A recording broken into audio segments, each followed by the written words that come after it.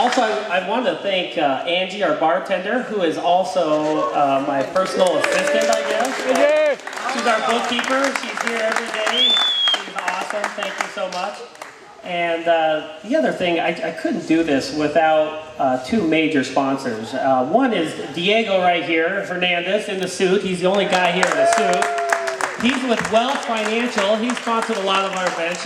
I'm sure you guys have seen him before. Great guy. He really knows how to manage the money, and he's just a good guy. So if you haven't met him, go over and say hi to him. And also with him is Nadine around here somewhere. So hi, Nadine. And we also have HD Mile High Marketing. Peter, where are you at? Peter right here. Peter's also a graphic designer. If you look in our bathrooms and over by the TV in the waiting room there, you'll see those boards that have the sponsors on there that you can put your business card.